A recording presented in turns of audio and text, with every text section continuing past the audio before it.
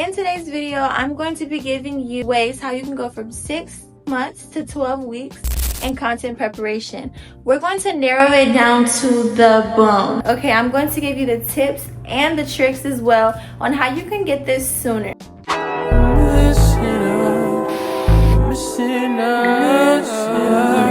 So in YouTube, they've made it a whole lot easier than what it used to be back in like 2020. It used to be you had to have 1,000 subs, and now you only have to have 500 subs in order to be monetized. So I'm going to tell you the ways that I've came up with and how I've done videos from the past and how I decided to prepare my content in order to get to the point that I'm getting to now.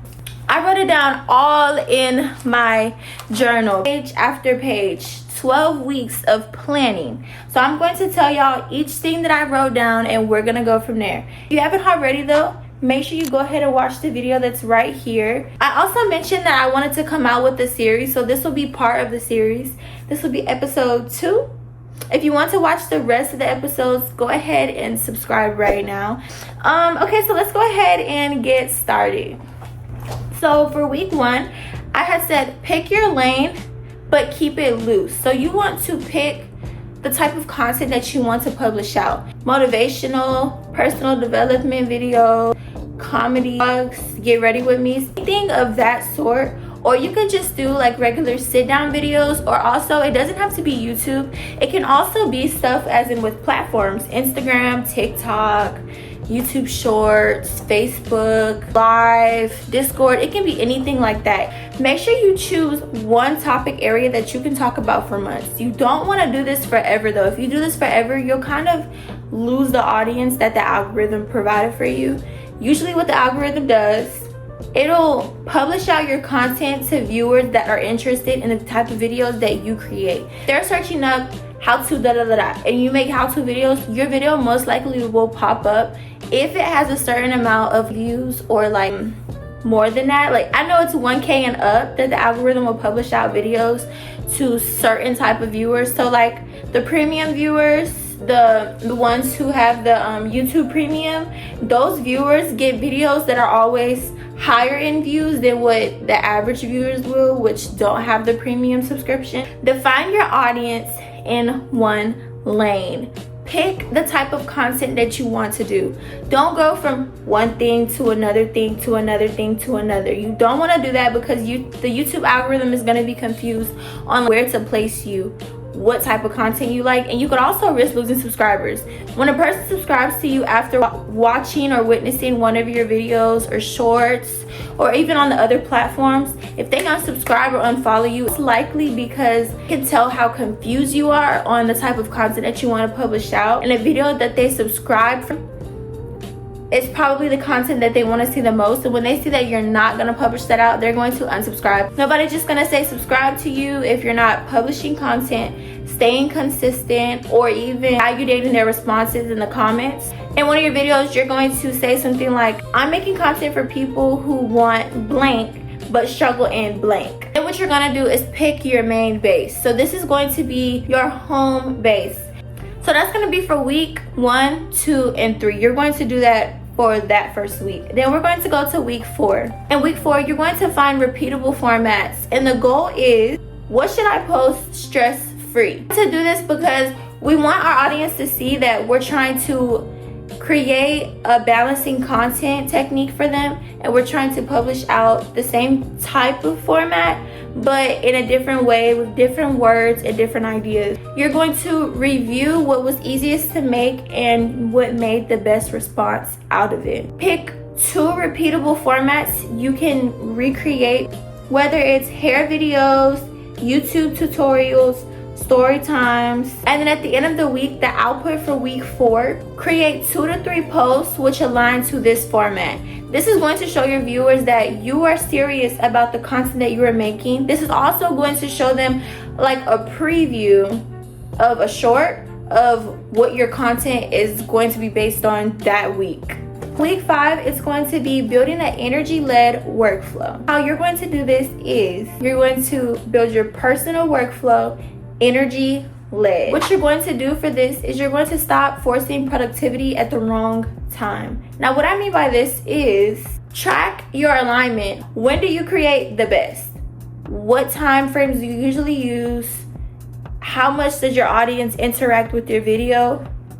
This is going to vary. You're going to go to your insights. It can be scheduling, prep work, or creating a shot list. Moving on for week 6, batching without burning out. I usually batch. In my sit down videos, I'll take batching very seriously, pass through, and I'm not as overwhelmed with the words that I'm trying to say. So batch, I love scripting a video. I cannot lie, I said it in my last video, I love when my videos are scripted.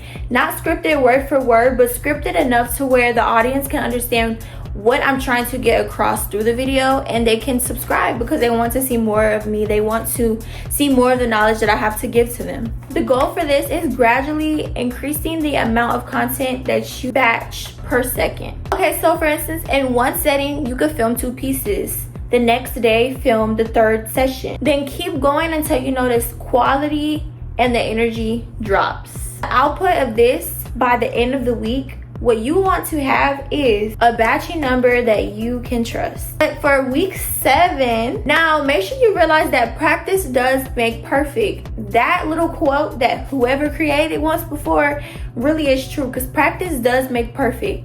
Each video that I have created in my past, I always go back and watch it and see the things that I can improve on. Whether it's bad lighting, the way that I talk, the way that I dress in the video, how my hair looks. Maybe it's the background. Maybe I want a more aesthetic, interesting video. Maybe I want my video to be edited more appropriately. Maybe I found some things very childish that I did. I'm going to make sure that I take heed of everything that I just named out and not do it in the next video. Obviously, when I go back and look at that other video that I create after witnessing all of that, I'm probably going to find other flaws in the video, but at least I fixed the ones that I knew about. I'm going to do this because obviously if you notice something about your video, the audience will notice it too, and you'll get more clicks when your videos are accurate, when the quality is good, and when your energy is there. You're not going to get any clicks, or you're not going to get clipped, or you're not going to get any subscribers if your video is boring. The goal for this is skill. Small upgrades do compound fast. Every time you film, like I said, pick one thing to improve. It doesn't always have to be one thing though. It can be multiple things that you choose to improve on. Just make sure that you get it done. Then you want a good hook. Okay, I don't know if you've ever watched the video. The first thing that comes out of the person's mouth is like real interesting. That's what a good hook is. You want it good, fast, and punchy, or something that can get them like, oh, what's this about? Let me click on their video, let me see what they're talking about. So for example, the lighting, framing, the pausing, dead space improvements, any of that you notice in a video, you can't lie and you can't say that you're not going to want to click off the video and then find another topic just like the same one that you're watching, but in better words. You want to see confidence in that person. You want to get the deliverance that they're giving out to you. You want to be like, oh, that does make sense. Yes. Okay, I agree with that statement too as well. Oh, how about this? Like, I really love that video. I'm going to like it. I'm going to save the video to watch later if I didn't finish it. And for the output of the week, what you're going to see is a noticeable improvement. Okay, y'all, so those were those tips. Now I'm going to tell you what I will be talking about in the next video. So just go ahead and subscribe so you can see that too. Monetization. Monetization goes down in a lot. You may hear monetization and just think, oh, it's just money, da da da. But no, monetization is a lot. Monetization is partnering up with YouTube, having a sponsorship, YouTube subscription that you have for when members pay for it only, platforms like Instagram, TikTok, the social media platform that you can do on. It's a lot. Monetization is a lot. It's not just with YouTube or with shorts. It's a lot that comes with. Then we'll be talking about creating intentionally. What works when refining, and also it can be very, very overwhelming dealing with all of this, planning YouTube content, remembering to highlight the key factors of everything. You can make the journey less lonely. Creating videos can be overwhelming. Like, you'll get brain fog instantly, like kind of like writer's brain fog. That's how much brain fog you can get from creating videos for a whole 12 weeks. If then for the 12th week, I will be touching down on monetization and building for longevity. So this will explain to you more on monetization, and it'll explain to you how you can keep an audience longer in the long run, how they're going to stay subscribed to you, and how also to partner up with memberships, how to start subscriptions, all of that good. So I hope I was able to help y'all with this video. But yeah, I hope y'all liked today's video. I hope it was able to give y'all the tips and tricks and techniques that you were looking for. Even though it was a little short, I hope it was still able to give you what you were searching for. If not, remember this is a series, so to check out what I was talking about will be touched based on next week for episode 3. So stay tuned to that. Make sure you like, subscribe so you can see the rest for week 12. And yeah, I love y'all so much. Thank you so much for coming in and tuning in. Bye. I don't really like to get it poppin', but these bitches in my business cut me out to choosing violence. If you see me out in public, you